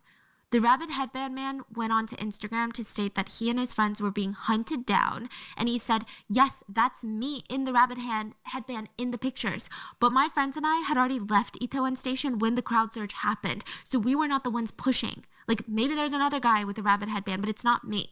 He posted his subway ticket to show proof. And it showed that he did indeed leave Itaewon station at 9:55 p.m. The police were also able to confirm that he was not in Itaewon at the time of the crowd search, and he wasn't found responsible for the pushing. There were other rumors of a guy that went around pouring oil on the ground so that people would slip and fall. What? Those were later proven to be false. But the witch hunt didn't end there. I mean, I think people were just looking for someone to blame. Yep. A lot of angry netizens were looking for just anyone. Even journalists started to blame people. I think they were just looking for provocative stories. So they started blaming a very popular live streamer. Let's call him K. Netizens speculated that K was the reason for the crowd surge because he streamed that he was in Itaewon and all of his viewers swarmed to see him, causing an influx of the traffic. So they were like, it's his fault for so recklessly telling his viewers that he was in Itaewon. And then he was like, no, I happened to be in Itaewon and I couldn't leave the bar because it was so dangerous. In the same breath, another celebrity was being blamed. Yoo-in, he lives in Itaewon and everyone speculated that he went out and people started spotting him outside and that's why they flocked to Itaewon. But in this case, Mr. Yu's agency came out to say that he wasn't even in South Korea at the time of the tragedy. So it genuinely just seemed like people were going out to blame one individual. They were just trying to find someone. But that was proving to be very difficult. So briefly, the public, the netizens, the journalists, they start blaming the businesses. They start turning their attention on the businesses. They said, you guys didn't help out with the crowd surge. The businesses in the alleyway could have saved people, prevented the crowd surge. That's what they're saying. Now, a lot of this rumor comes from the fact that a bar, Waikiki Bar, was seen closing their doors and not letting victims in. But one of the owners and the employees have come out and said, basically in the beginning, when the crowd surge was just happening and people were running in, we didn't know what was going on. We thought they were drunk. We thought they were drunk and like having a blast and like screaming and like running into so we closed the doors. I mean, it was strange. But when we realized what was happening in the alleyway, we opened our doors, we let people in, we all started doing CPR. But it didn't matter because netizens were going crazy. They flooded the store owners with really nasty messages. Employees from the Waikiki Bar said, I will never forget the look of the eyes of someone I performed CPR on. He also stated that there was a distinct smell that started coming from the crowd surge, and he'll never forget it. He said, my heart beats so much that I have to take sedatives every day. No matter how much I drink, I can't fall asleep. I just keep thinking about the look in their eyes. The police even fueled this rumor that it was the business's fault by stating businesses specifically told the police to ease up on police presence this year because these businesses wanted people to party so that they could make more money. Which personally, what? The business owners would later state, no, we didn't say that. And even if we did, what are you saying? Like, you're really just going to listen to us? Like, when have you guys ever listened to business owners? And we're like, you know what? You're right. Let me just not show up. And side note, the businesses in Itaewon, they're not doing well. Even months after the tragedy, a lot of them are drowning and dead. I mean, Itaewon has kind of become more of a ghost town these days. People said it just feels wrong to go there and have fun. And this is literally a city that was known for its like fun life, like bars, restaurants, shopping, these activities. They said they're all suffering. Some business owners said, it's been rough. We were hit with COVID. And then when finally things opened up again, now no one comes to Itaewon. And not only that, but we had to live through that night, trying to save people and being traumatized. So a lot of these business owners, these employees, they have a lot of trauma from the incident. They're emotionally, mentally scarred, and add to that their financial pressures. A business owner said there's no sales, like none, not even one throughout the day. So it was clear that the businesses were not to blame. So since individuals in attendance, the businesses, they couldn't be blamed, the internet started making it very political. Now, this is very intense, and like this, when you start going into the whole Itaewon story, there's so many layers to it. I mean, you think it's just first police planning, the city planning isn't good, and then it just gets very crazy. So October 29th, earlier in the day, there were these protests throughout Seoul. A lot of it happening in Yongsan, which is the province that Itaewon is inside of Seoul. Now, there were protests everywhere, and they were like labor unions protesting. They were close to Itaewon. There were reports of 18 different rallies and protests taking place the day of October 29th, and they were big. Like about 30,000 people were out protesting. Now, the right-wing individuals are trying to blame the left wing. So the labor unions, they're typically associated with the left wing. And basically, they said because of these protests, police had to be dispersed throughout the province.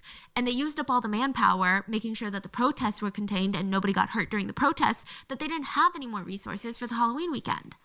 But the left-wing groups fought back for that reasoning, and they said, no, it's dumb to even draw these conclusions. So on the weekends, nobody should protest. And the current president, President Yoon, he's a conservative, and we've talked about him before on the Stephanie Sue channel. He's made some very controversial moves, such as moving out of the Blue House, basically leaving the White House to live somewhere else.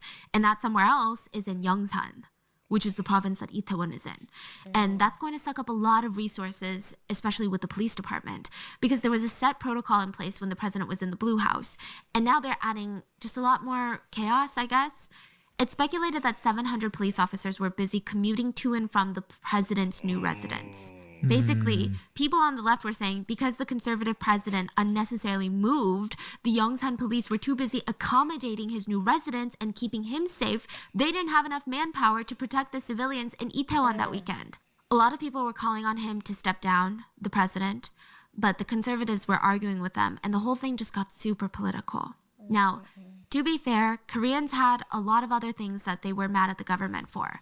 The most recent tragedy of the Sewol boat sinking in 2014, 306 people, majority of them students, died when a ferry sank off the southwest coast of the country. Government response was really bad. Like, the president was shifting blame. It was just really gross. The government focused on their image rather than prioritizing lives. So as the boat was sinking and in the key moments where lives could have been saved, the government straight up refused help from other countries because they would look bad on them. They tried to downplay the severity of the event. I mean, it was so gross. So a lot of people with that trauma lingering in literally every Korean's minds, a lot of people are like, wait a minute, the government should be the one responsible. Everyone pays taxes in Korea. That's what the police are supposed to do. I mean, it's like that in the US. If there's a big concert in the area, if there's a big game, police have meetings about it. There's a protocol, there's a coordinated strategy. Like these are the departments that are responsible for making sure that everyone is safe, even if it's not like a police event. Like, you have a big concert, police are going to be involved. Yep. And it's not just like this secretly planned event. Someone said, I mean, everyone knew what was going to happen in Itaewon. Like, people were going to party. Someone said the government is responsible for such organized events. They should have planned ahead. They should have sent out enough police. They should have evacuated people accordingly. They should have controlled the crowds. I mean, even the signs were so clear. Like, even as the night progressed, you didn't have to be in Itaewon to know that it was getting overcrowded. Even the subway stations were jam-packed. Everyone was swarming to Itaewon Station, and basically they would all travel to that tight alleyway to get to their destinations. The government response was just really bad. The Korean Premier Minister Han Duck-soo was doing an international press conference about the incident, and due to technical issues, he couldn't hear the translator properly, like asking a question. So he smiles and he said, "Who's responsible for me not hearing the interpreter?" It's just really distasteful. Like, his attitude, his energy, it was very, what are you doing? A lot of netizens wrote, I can't believe what I just heard. Like, is he being sarcastic right now? Like, this is crazy. Is this the time or place to be cracking these cute little jokes? Like, how can you even smile and laugh in this situation? The next day, he apologized. But it gets worse. Do you remember the 16-year-old high schooler in the beginning of the episode who took his own life because he lost his friends in the deadly tragedy? Well, the premier minister basically told the press that that victim should have been more committed to getting mental health treatment. He said the basic preventative measure that the government can take is this, but the victims themselves need to want to receive treatment. They need to be persistent. Only then can the government support them. Yeah, well, you can just see how that went over. And finally, with enough pressure, the South Korean government decided to list the high schooler as a victim of the Itaewon tragedy. The government originally did not want to add the 16-year-old who committed suicide into the death toll. The government didn't know, because it gets super technical, but the families of the victims could be able to receive some government assistance when it comes to mental health help and funeral costs. So I think for the parents, they wanted him to be listed as a victim of the tragedy, not for the money, but because he was. This is why he died. If that incident didn't have happened, he wouldn't have taken his life. It's pretty straightforward. So yes, he is a victim of the Itaewon tragedy. But you can see how the government had incentive to not have him listed. They didn't want to raise the death toll. They most likely didn't want to acknowledge the level of trauma that the incident would cause to the survivors, to everyone. So after the government's response, the president also said his condolences, but it was just very... And again, this has nothing to do with like political parties or who the president is or what he stands for. But I just think in any situation like this, it's just a very lukewarm response. It was very PR. So after the government response, parents of the victims, they weren't happy. One of them said, this is a PR response. They should show us that they're working hard to prevent things like this from ever happening again. Like, we need to know what's being implemented so it doesn't take place. Another victim's mother was so angry, she tore up the condolence wreaths that were gifted to her by the president and the mayor of Seoul. She said, the government failed to protect the children. Flowers are useless. Do you remember Yejin? She dressed up as Princess Jasmine in the beginning of the story. Her dad visits her every day. She was his only child. She was his whole life. And he said in another interview, children who lose their parents are orphans. But there is no word for parents who lose their children. But I think I found one. Sinner. I feel so guilty for losing her. And he's mad. He's angry. He said the government is trying to give them money for funeral costs, which the funeral costs were said to have been about $11,000 a victim, and medical attention, medical help, I think $7,000 in medical help for the survivors. And he said, we can live without the money. We can't live without our daughter. This is not the way to help us right now. This is not how you help the grieving parents and families. They're not taking accountability. They're just all shifting the blame to everybody else. And as a parent, it fuels me with rage. He said, if we get a proper apology and see those responsible punished, it would reduce my anger maybe 1/10 of 1,000th, but at least a little bit.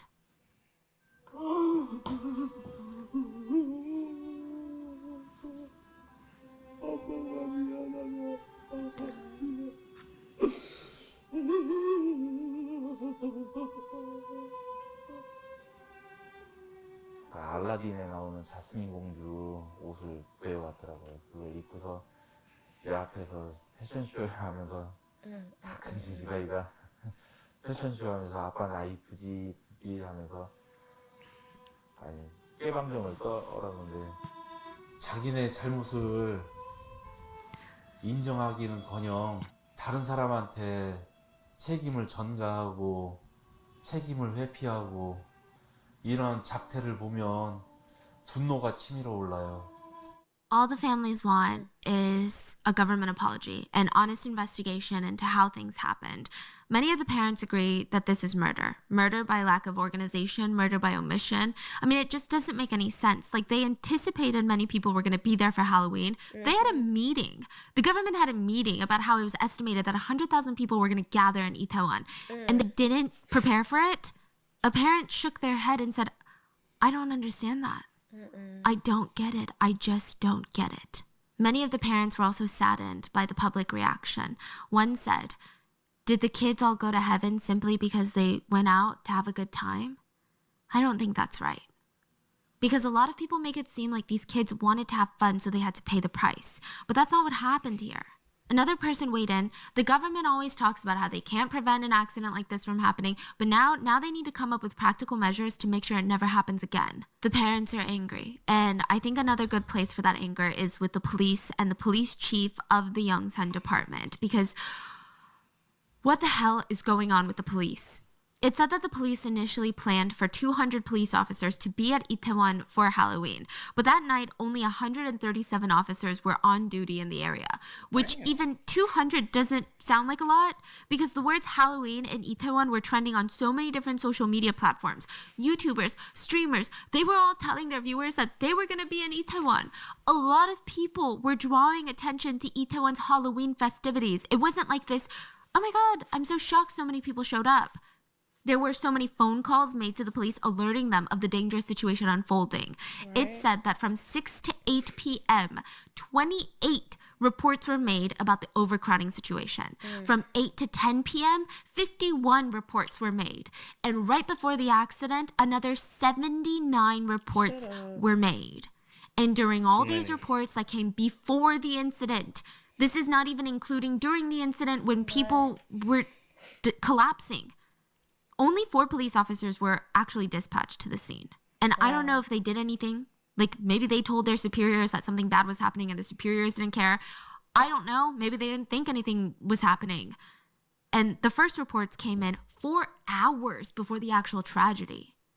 One survivor said, It would have been nice if there were policemen trying to maintain order, but there was not a single police officer in the beginning that I saw. And once the accident happened, it was hard for them to enter the scene and help. So after the tragedy, there was an investigation into the police, and an official said, "Oh, those reports coming in, they were just general reports about inconveniences that residents had." So police chief of the Yongsan Police Department, Lee Im-jae, he was investigated. And wow. Okay, so the day of the incident, when the reports of the dangerous conditions were coming in, the police chief decides that he's going to end up going back to the police station. But instead of walking there, which would have been a 10-minute walk, he decides he's going to drive to the police station. And it would take him nearly an hour to drive to the police station in critical moments because he didn't want to walk. Then when he gets to the station, he goes up onto the rooftop to check it out. He's thinking that maybe he can see the alleyway from the police station rooftop. But imagine, people are in danger and you're like, let me walk up to the roof to see what's going on. Additionally, he tried to hide what his schedule was like the day of the incident, but reporters were able to piece it together. And also, side note, the president of South Korea called this man personally and he didn't pick up. So let me walk you through that day that he really didn't want you to know about. He claimed he arrived at the scene at 10:17 p.m. and he took charge immediately in saving lives. But instead, what really happened was he was overseeing a rally, a protest that was happening near the president's office in Yongsan. That ended around 8:30 p.m. He went to a local restaurant nearby for dinner with other officers at 9:24 p.m. He received the first really bad reports about the crowd situation, so other subordinates at the police station disregarded all the other prior phone calls. At 9:30, they were like, maybe we should tell the chief. Wow. So he gets to the restaurant 9:24. At 9:30, he gets it. What do you think he would do? He continues his dinner. He continues his dinner. He ate seolleongtang leisurely for about 20 minutes. He goes to his car at 9:47 p.m. and he drives to the police station to respond to this. Now, this is what's insane. From that seolleongtang restaurant to the police station would take him 10 minutes to walk. He chose to sit in traffic for an hour because he wanted to drive. Wow. He got to the police station at 10:55 p.m. It took him an hour to go half a mile. It could have been a 10-minute walk. And then he's seen on CCTV walking from his car to the police station. And if you see him walking, he has his hands behind his back as if he's leisurely strolling around while people are dying. Is he not behind bars? Oh, he is now, yeah. So, yeah, that's his urgency level. He gets to the police station, goes to the roof to check out the situation. Later, he tried to lie to Parliament and said that he requested additional safety task forces for Halloween, but he was rejected twice. He said he requested, they kept saying no, so he had to make do with the amount of officers that he had. This was a complete lie. He never requested extra security forces. Actually, a police officer for the Yongsan Police Department reported that he told superiors that they need to look into crowd safety and deploy officers for Halloween weekend. But his superiors told him, and I quote, "Focus on the large-scale rally near the president's office that night instead." And just to expand on that, at the time, 1,100 police officers were near the presidential office in Yongsan. Wow. And the same day, 4,700 highly trained crowd control officers were near the president's office.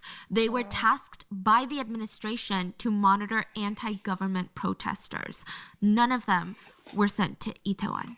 Wow. So it left only 137 officers for Itaewon, and only 137 of them, that's literally nothing. No officers, out of the 137, no officer was in charge of maintaining security and safety. Like, there was no game plan, there was no thought out strategy. These 137 officers didn't even seem to be working in unison to make sure everyone stayed safe. No. In fact, these officers were told their main focus for the night should be on cracking down on drug usage in Itaewon. Police Chief Lee Im-jae was arrested December 23rd of 2022, so not too long ago. He's still being investigated. 2 other officers were immediately arrested because allegedly they told their subordinates to destroy internal reports about the phone calls that were being made to warn the police about the crowds. Wow. And as of January 13th of this year, there have been 23 people that were indicted. Half of them are police officers. Most of them are accused of contributing to the death toll through negligence or even trying to destroy official documents that might include criminal evidence. Out of that group, the highest ranking official so far is the chief of the Seoul Metropolitan Police.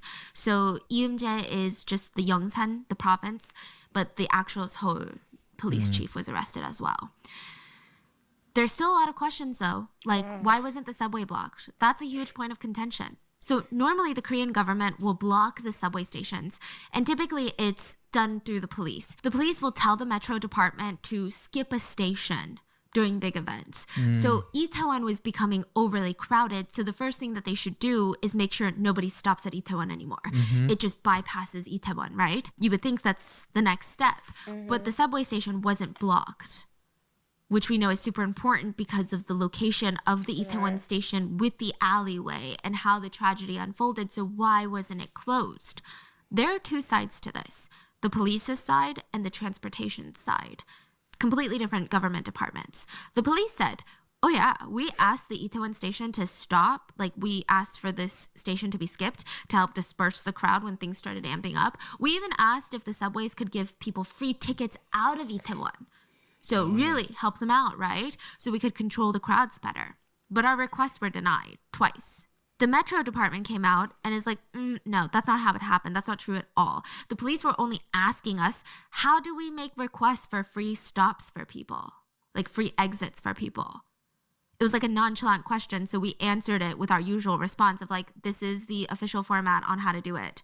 They weren't even telling them like, this is an emergency. The Metro said that they can't control it on their own, even if passengers were like, you need to like skip this stop. They can't do it because it takes a lot of civilian guidance and movement. So the police need to be at the station guiding people on what to do. Like the train can't just be like, anyway, we're deciding to skip, because then it's going to cause like a surge somewhere else. Like it's a whole thing. Side note, another arrest was made. The chief of the fire department was investigated. His name is Cha Sung-bom. The police stated, they stated that the chief of the fire department, Choi, did not respond properly to the scene, which is rich coming from them. But I guess there was maybe some valid criticism. So the first ambulance at the scene was actually sent from a different province. So they're like, explain yourself. That's what the police are saying. But nobody liked this take.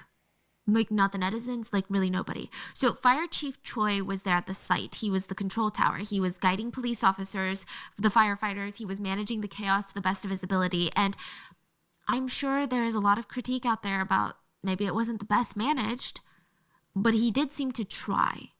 The police claimed that the incident was further escalated because the fire chief's poor management of the disaster. It just really seems like they're trying to point fingers, if I'm being honest with you. Even the prosecutors, basically the DAs, were like, no, like let the fire chief go. And the firefighters came together to support him. They did not believe that this was the right decision. It felt like the government was using their chief as a scapegoat. Even most netizens and Korean citizens did not agree with this, because I do think that there is always a level of distrust with police. But with the firefighters, they were truly acting as first responders. It wasn't even in their plans. Like, they weren't necessarily the most responsible for making sure that the crowd surge didn't even happen in the first place. That falls on the police. So they came in afterwards to help. A lot of firefighters spoke up and said, we gave our everything at the scene. And it wasn't enough, but we gave it all. They said that they watched through the body cam footage to learn and to see what they could do better. And one firefighter said, one thing I noticed is that there wasn't a single moment where any of my colleagues, not a single moment where we were walking. And I think that's supposed to call upon the chief of the police for his nonchalant attitude while the tragedy was taking place. And that's where we are. Like, it's crazy that there's no end right now. Like, there's no, okay, guys, and maybe we can all sleep better at night because this is what's being done. Like, that's just where we are.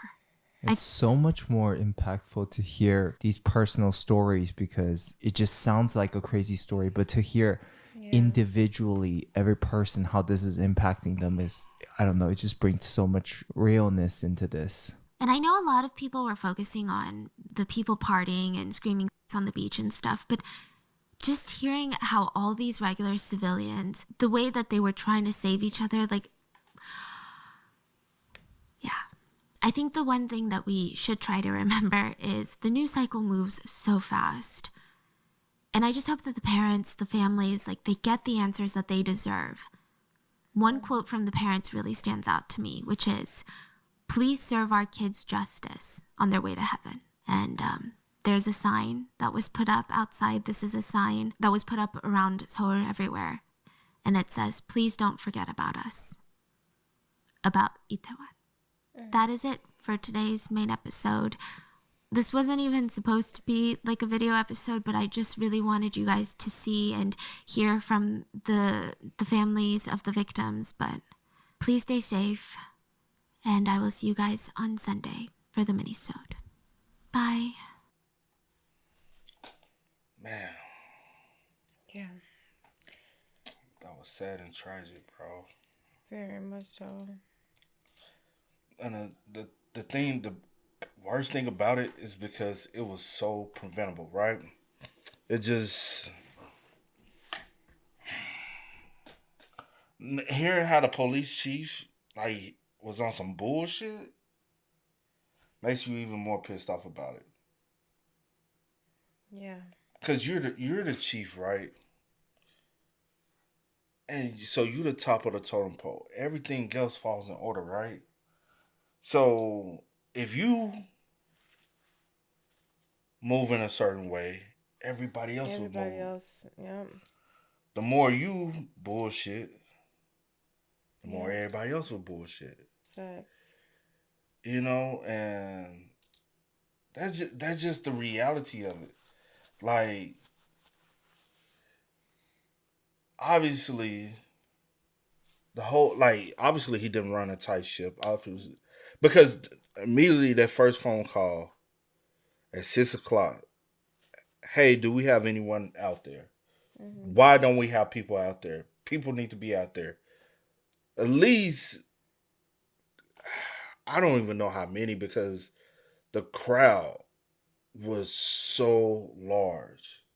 At least sending a good bit out there to try to, navigate and control. And but you want me to tell you another thing?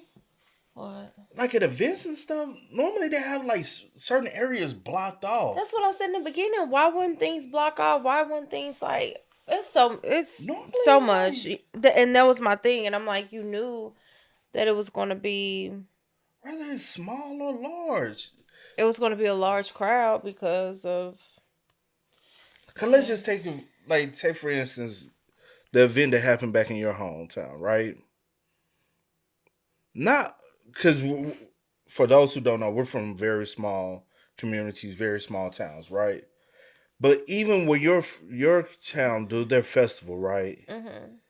Not only do they utilize their police officers, mm-hmm. they also prepare and they get resources from police stations outside, mm-hmm. and like the other towns that's around, to help out, because they know, hey, we don't have the manpower because we don't necessarily need it year round, right. So we have a certain amount, and that. But this one event, and every year people are coming from different areas. Yeah, people are traveling here, so now we need additional manpower. Yeah. So, hey, if this is, you should have been prepared, bro. It's so sad that not one single authority, law enforcement, anything, like police was like not one. Because even again, one would have been enough, but not even a single one. Because even again, just reiterate, going back to the festival back home, right? Not only do they have law enforcement there, mm-hmm. they also have medical, mm-hmm. and firefighters. Because it's been many years where people have either got hurt, like at the, like on, like for instance, like on the rise, or it's like super hot because it's passing out. It's in May, and so. Yeah, people passing out, medical, like it's just like so many things have happened, so you have those things in or order. So many things can happen. Yeah, so the you potential. So you try to like make sure that you, because it's an event and it's gonna be a crowd. So this is Halloween night. Come on now, this is one of the first major events everybody is able to come out since being on lockdown. I remember when we had our lockdown. Our lockdown was not like a lot of the rest of the world. Because remember, I used to show you old girl who was in China and how she would show how they were in China during the lockdown. I'm like, yo, Americans really cried. They are really shut down. They were shut down for years. Yeah. We were shut down for a couple months, and and we weren't even shut down, bro. Fact. So imagine being shut down like that, and if this is your first time, you knew it's going to be a crowd. I just hate that so many people had to lose their life. Like, why? And then no one should have lost their lives. No one. And it's okay to go out and have a good time. I don't know why people make people feel guilty for going out and, trying to enjoy themselves. Yeah. No one should have lost their lives. This should have never happened. And it is so sad that 159 people did not make it home. Because I would 100% say that crowd was ugly, bro. Like, look, because I've just got some images here. Like, look at this. There's no way you navigating that. No. There's no. Especially when you have. Everybody is like this. Especially when you have. It's like this. I mean, like this. People are coming from both ways. Both ways, and everybody. And then you even got people coming from this way coming. It's just a lot. And then you like somebody stumbles, right? And so now it feels like somebody pushing you, and so you stumble, you push into the person in front of them, and now it's a ripple effect. And then you can't hear. The music is blasting, so no one can hear each other. No one can. And sometimes when things are loud, I can't even think straight. So no one's probably being able to think properly. You have alcohol involved with people who've been drinking. It's it's just a lot, bro. So by the time the police did get there, it's already commotion because people are actively seeing people die. Yes. So they're panicking. People are trying to save people. You still got the music blasting. Nobody's communicating with nobody. Yeah. It was unorganized chaos. And I always say this, unorganized chaos is 9 times out of 10 leads to something like this. Yeah. And it is on not the community as far as the people, but when I say the community, I'm talking about the people that's over, like the city, the government, the police officials. It is on them because y'all are supposed to put everything in place to make sure this is a safe environment for everyone. So when everyone comes here, they are able to make it home safe. Fact. It is on y'all to make sure that things are in place so people make it home safe.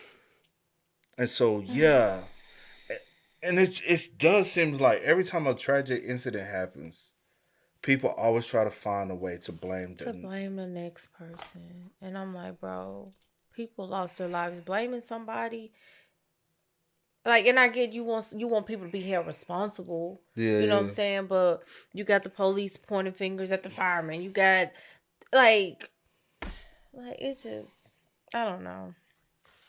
But one thing I do know, it should have never happened. Yeah. Yeah. And rest in peace to every single person that lost their lives this night. And then you got to think about so many people are going to deal with survivor's remorse because they're going to be like, why? Especially the guy, like you got to think about, you got people who lost friends. Yeah. The one guy who lost his significant other that he's getting ready to marry. Yeah. So now he got to really go through. And then just people in the crowd having to watch other family, people. Friends. Watch, even strangers, just watch other people perish. Did she say what? I don't know if she said what happened to the parents that had their son. They had to. I was waiting. I'm like, did they make it out? That's what I was waiting for. I don't think she ever said with that. So hopefully they did make it out. I hope so, yeah. But you got to think about a situation like that. Like you go in with a friend, you come out, and the friend is deceased. Gone. And then you got to think about the ones who did get injured and their process dealing with the recovery or long term, lifelong, effects of like the one with the leg with her leg, yeah. I don't know. It's just a lot. It's a lot. Because then you got to also think about this is what we're in 2026 now as we're recording this. Stephanie recorded this when it right after it happened. So just imagine people who might have died due to the effects that they had from this situation. Some people probably was never able to recover fully and end up passing because now they have lung issue that develops into something else or a blood clot or something. You never know. It's probably is some people who have died from lingering effects of the tragedy. Yeah. And just for the government to say, it's kind of like a spit in the face. And rest in peace also, which I included him in, because I don't know if he was 159 included or 160 No, included. it's 159 included. Well, I'm talking about the 16-year-old. Yeah, that's what I'm saying. Oh, okay. So, okay. Yeah, he's included. And yeah, my heart goes out to every one of their families as well. But y'all spam us up, man. Let us know y'all thoughts about it for us in the comments down below, man. But until next time, y'all know how it go, man. I do go by the name DJ New Kid and C. Sierra Nicole. We are. Kid and C. We are. Ain't no time to kick it, got a stack of flip for my foes. Dollar, dollar, dollar, dollar. Please tell me you can hear me. Don't turn your back and don't neglect me. Just let me know if you need me. Dollar, dollar, dollar, dollar.